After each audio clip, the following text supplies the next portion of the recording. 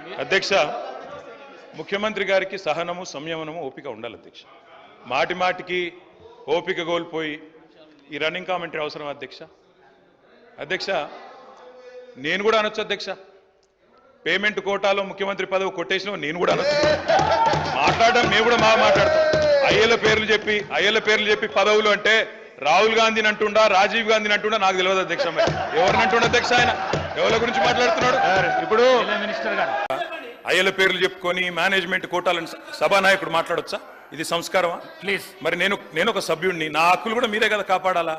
వారు మాట్లాడినప్పుడు తప్పకుండా సమాధానం చెప్పాలా? అధ్యక్ష నేను ఒకటే చెప్తా ఉన్నాను అధ్యక్ష తమరిని కోరేది ఈరోజు మేము స్పష్టంగా చెప్తున్నాం, గవర్నమెంట్ ఏదైతే చర్చ ప్రారంభించిందో ఆ చర్చను మేము స్వాగతిస్తున్నాము, 100% సమర్థిస్తున్నామనే మాట నేను చెప్తా ఉన్నా. అయితే ఒకటేమంటే భవిష్యత్తులోనైనా శ్రీధర్ బాబు గారు, ఈరోజు మీరు బిజినెస్లో రెజల్యూషన్ అని ఇచ్చారు, భవిష్యత్తులో పెట్టండి. సబ్జెక్ట్ మీద చర్చ ఉంటే ఆ చర్చకు స్టేట్మెంట్ ఇవ్వండి, so that members can come prepared. అది వదిలేస్తే, ఆ మీమాంస వదిలేస్తే అధ్యక్ష, ఇప్పుడే నేను చెప్పాను అధ్యక్ష, మేము సీరియస్ విషయం కాబట్టి రెజల్యూషన్ సరిగ్గా పెట్టమని చెప్తున్నా వెంకరెడ్డి గారు. అధ్యక్ష ఈ రకంగా మంత్రులు డిస్టర్బ్ చేయడం మాటికి పద్ధతి కాదు. సీనియర్ మెంబర్లు ఇదేం పద్ధతి అధ్యక్ష? స్వాగతిస్తున్నామని చెప్తే మళ్ళీ ఈ రకంగా ఇబ్బంది పెట్టడం ఏంది?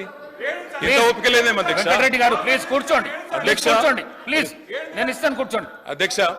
అధ్యక్ష మేము క్లియర్ గా చెప్పేది, మేము అధ్యక్ష అధికార పక్షంలో ఉన్నా, ప్రతిపక్షంలో ఉన్నా, ఏ పక్షంలో ఉన్నా మేము తెలంగాణ ప్రజల పక్షం అధ్యక్ష.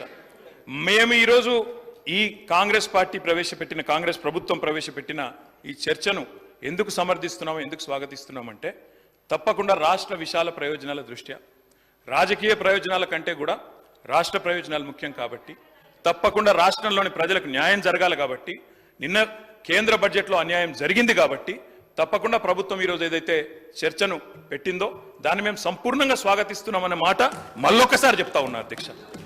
ఇప్పటిదాకా శ్రీధర్ బాబు గారు మాట్లాడిన మాట, అక్కడ మేము 10 సంవత్సరాల నుండి మేము చెప్పింది అదే అధ్యక్ష, కొత్తదేమీ లేదు. అయితే వారు చెప్పిన దానిలో ఒకటి ఏమన్నారు అధ్యక్ష? వారు తెలంగాణ అన్న పదమే నిన్న బడ్జెట్ స్పీచ్లో వినబడలేదు అన్నారు. వాస్తవం, మీరు చెప్పేది కరెక్ట్ శ్రీధర్ బాబు గారు. ఎందుకు వినబడలేదు అధ్యక్ష? ఆనాడు ఉమ్మడి ఆంధ్రప్రదేశ్లో ఇదే శాసనసభలో తెలంగాణ అన్న పదం నిషేధించారు. ఈరోజు అధ్యక్ష పార్లమెంట్లో తెలంగాణ అన్న పదం లేదు అంటే దానికి కారణం ఒక్కటే అధ్యక్ష, అక్కడ బీఆర్ఎస్ లేకపోవడమే కారణం తప్ప ఇంకోటి కానే కాదు. గులాబీ జెండా ఎగిరినాకనే తెలంగాణ ఇక్కడ మెయిన్ స్టే అయింది, అక్కడ కూడా ఉండేది అధ్యక్ష. ఈరోజు అక్కడ లేదు అధ్యక్ష. కేంద్ర బడ్జెట్ చూసినాక ఇలా తెలంగాణ ప్రజలు ఏమనుకుంటున్నారంటే అధ్యక్ష, చాలా స్పష్టంగా లెక్కలు తప్పినాయి అధ్యక్ష. లెక్కలు తప్పినాయి అధ్యక్ష. 8+8 మామూలు గణితం అయితే 16 అధ్యక్ష. కానీ ఇవాళ 8+8 గుండు సున్నా అని తెలంగాణ ప్రజలు అనుకునే పరిస్థితి వచ్చింది అధ్యక్ష. ఇది వాస్తవం అధ్యక్ష. ఎందుకంటే తెలంగాణ గడ్డ మీద పుట్టిన ప్రతి బిడ్డకు కలిగిన భావన నిన్న కేంద్ర ప్రభుత్వ బడ్జెట్ చూసినాక ఈ 10 సంవత్సరాలు ఏదైతే అన్యాయం జరిగిందో అదే అన్యాయం కొనసాగింపుగా ముందుకు పోతా ఉంది అధ్యక్ష. కాకపోతే హాస్యాస్పదం ఏమంటే, మమ్మల్ని ఒక మాట అన్నారు అధ్యక్ష. ఏమన్నారు ముఖ్యమంత్రి గారు? ఏమన్నారు అధ్యక్ష?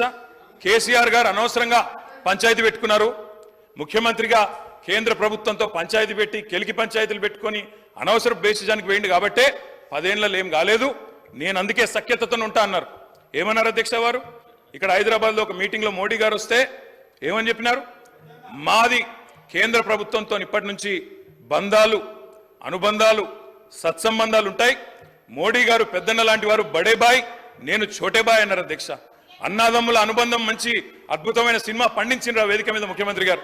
మరి ఏమైంది అధ్యక్ష? ఈరోజు ఏం జరిగింది అధ్యక్ష? తనదాకా వస్తే గాని ఇవాళ శ్రీధర్ బాబు గారు మాట్లాడుతున్నారు సవతి తల్లి ప్రేమ, కక్ష, వివక్ష. మరి మేమేం చెప్పినాం అధ్యక్ష? మేము చెప్పింది కూడా గదే ఇన్ని రోజులు. ఇప్పుడు మీ దాకా వస్తే మీకు తత్వం అర్థమైంది. వాళ్ళు ఎట్లా వ్యవహరిస్తారో, ఎన్నిసార్లు తిరిగినా, ఎక్కే విమానం దిగే విమానం అన్నట్టు 20 సార్లు ఢిల్లీలు దిగినా ఆడ ఏం జరగదన్న విషయం ఇప్పుడు అర్థమైంది మీకు. ఇప్పటికైనా వాళ్ళ తత్వం బోధపడ్డందుకు చాలా సంతోషం అధ్యక్ష. కాకపోతే మాకు మీలాగా కొన్ని అలవాట్లు లేవు. మేము ప్రయత్నం చేసినాం, చాలా పనులు కూడా సాధించినాం. ఏమేమి సాధించినామో కూడా మీకు చెప్తాను. కానీ ఇతరులు సాధించింది మా ఖాతాలో వేసుకునే అలవాటు మాకు లేదు.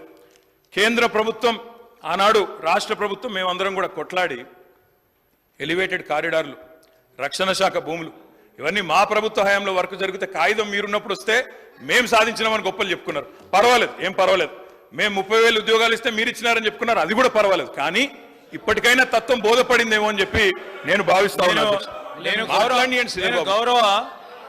గౌరవ కేటీ రామారావు గారిని కోరుతా ఉన్నా. ఈరోజు